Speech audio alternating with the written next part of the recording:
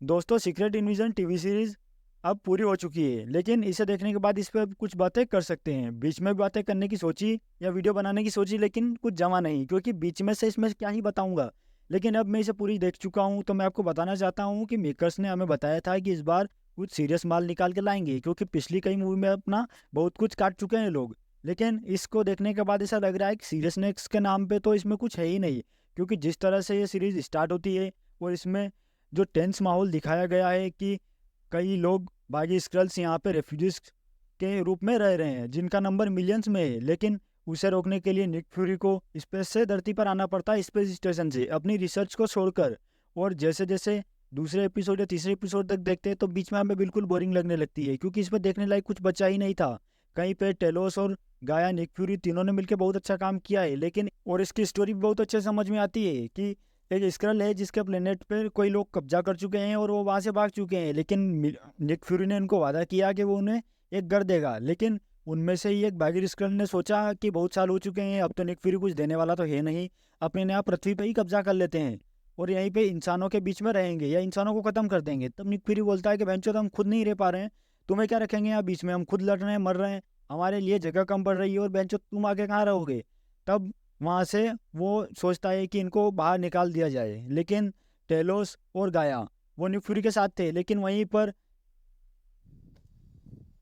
Gravik जो कि sculls का लीडर था, उसने कई बहुत अच्छा प्लान भी बनाया था। सुपर स्कल मशीन बनाई जो कि कई हद तक काम भी करती है और उसे सुपर स्कल बना भी देती है।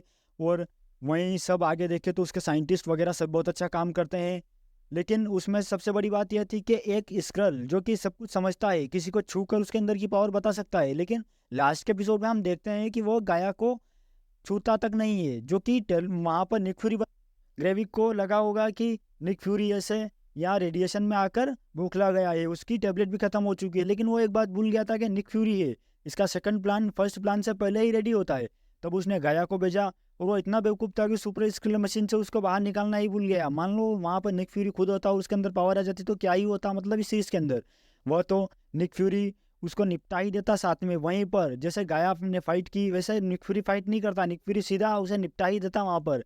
लेकिन जब लास्ट में इसकी फाइट देखते हैं सीजीआई वाली, तो वो काफ़ी औसम लगती है। लेकिन ठीक है, हमने इससे भी बहुत अच्छी फाइट देखी है मार्वल स्टूडियो के अंदर, जो कि बहुत से मूवी में दिखाई गई है। लेकिन पहले जिस तरह से इसमें सीरियसनेस होती थी मूवी के अंदर, वैसे अब दिख नहीं रही है, क्योंकि इसमें कुछ भी दिखा रहे हैं लोग, बिल्कुल टेंस माहौल बताने की कोशिश की, लेकिन टेंस तो बिल्कुल था ही नहीं। उसके बाद सस्पेंस और थ्रिलर के नाम पे उसकी था नहीं, बस सस्पेंस था थोड़ा बहुत।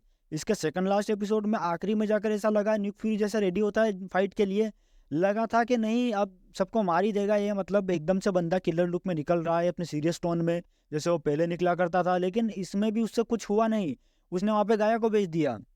और लास्ट में जब देखते हैं हम कि निक फ्यूरी एकदम से पावरफुल हो जाता है, तो पता चलता है कि वहाँ पे गया है, तो वहाँ पे एक तरह से देखा जाए तो ऑडियंस का चूतिया कट गया। लेकिन दूसरे तरह से देखा जाए तो वहाँ पे सबको पसंद भी आया, क्योंकि एक स्क्रल ही पावरफुल बन गया। और अब ऐसा भी हो सकता है कि वहाँ पर हमें एक सुपर हीरो भी मिल गया हो, क्योंकि गाया के अंदर अब जितने भी मार्वल्स के सुपर हीरो हैं सभी की पावर तो है ही सही। मेंटिस वगैरह वगैरह, जैसे कि कैप्टन मार्वल, हल्क, थॉर, सभी के पावर्स तो उसके अंदर है ही सही। तो वो क्या ही मतलब सुपर हीरो नहीं, वो तो सुपर हीरो से एक्सट्रीम लेवल की पावर रखती है लेडी।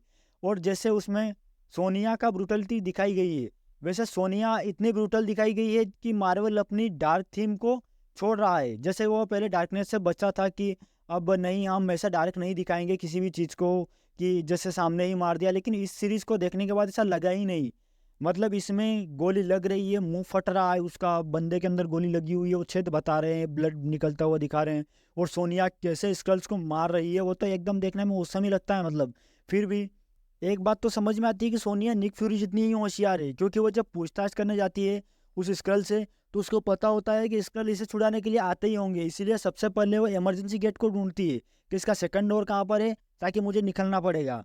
वो उसे पता भी चल जाता है कि वो आ गए, तो वो उससे सीधा सीधा नहीं पूछती कि क्या है भाई, तू बता मेरे को, मैं तेरे को टॉर्चर करूंगी, नहीं। पहले उसके अंदर बायोकेमिकल इंजेक्शन डालती है, तो उसकी वैसे ही तड़िया और कान दोनों फट जाती है। और उसे उसके बाद पूछती है कि हाँ भाई तू बता अब, तो वो सारा कुछ उगल ही देता है और वो सीधा वहां से निकल जाती है। उसके मन में वो नहीं है कि अपने साथी मर रहे हैं बाहर, वो बेंचो चल के निकल गई वहां से। वैसे औरतें होती बेवफा है, इसका कर ही क्या सकते हैं। फिर भी ये टीवी शो जैसे स्टार्ट हुआ था वैसे ही ख़त्म होता, तो इसे देखने में बहुत मज़ा आता है, क्योंकि ऐसे ही टीवी शो जैसे कि पहले आया था विंटर सोल्जर, तो उसकी एक छाप छूट गई थी दिलों के अंदर कि नहीं, विंटर सोल्जर कुछ चीज़ बनाई है लोगों ने। मतलब बहुत दिनों बाद देखने को कुछ मिला था एंड गेम के बाद, कि चलो विंटर सोल्जर बनी है। लेकिन उसके बाद अब ये देखने को मिला, पहले शी हल्क, वो आई एम ग्रूट, और ये अब ये इसे उन दोनों से तो बेटर ही बताया जा सकता है, क्योंकि इसके अंदर काफ़ी सीरियसनेस होती है। खैर लगती तो नहीं, फिर भी होती है, और कुछ मार्वल फैंस को तो बहुत ज़्यादा पसंद भी आएगी। आनी भी चाहिए, क्योंकि वो मार्वल्स के फ़ैन है, सिर्फ मार्वल को ही देखते हैं, तो उनको पसंद आ जाएगी। लेकिन जो सिर्फ मार्वल नहीं देखते, उन लोगों को थोड़ी कम पसंद आएगी, या फिर कुछ लोग तो ऐसे भूल ही जाएंगे कि नहीं, एक शो आया था मार्वल के अंदर, जो कि वे फिर मतलब साइड से क्या बोलते हैं इनको, स्क्रल, जो कि लोगों का रूप धारण कर सकते हैं, वो आए थे, उनके ऊपर एक बनी थी और चली गई। लोग इसे भूल भी जाएंगे बहुत जल्दी, क्योंकि इसका क्रेज इतना बना ही नहीं। और मार्वल ने इसका बिल्कुल प्रमोशन में पैसा वेस्ट नहीं किया, जितना भी पैसा लगाना था उसने इसको मेकर्स को दे दिया। 212 मिलियन लगा कर इनको बनाई है, जबकि इतनी तो डेडपूल 3 की भी कॉस्ट जारी नहीं की इन्होंने। 212 मिलियन जैसी तो इसमें कुछ चीज़ लगी नहीं, बिल्कुल पैसा खा गए हैं लोग। आपको ये वीडियो थोड़ा बहुत भी पसंद आया हो तो हमारे चैनल को लाइक करिए, सब्सक्राइब करिए, और हमारे साथ बने रहिए, और हमारे यूनिवर्सल एक्सप्लेन नाम के चैनल को थोड़ा ग्रो करवाइए, ताकि हम भी मार्वल की तरह नहीं, थोड़ा एक्सट्रीम लेवल पे वीडियो बनाएं और बनाते रहें। तब तक आप हमारे यूनिवर्सल एक्सप्लेन को देखते रहिए, और इस टीवी सीरीज़ को नहीं देखा है तो इसे देख के ख़त्म ज़रूर कर दीजिएगा।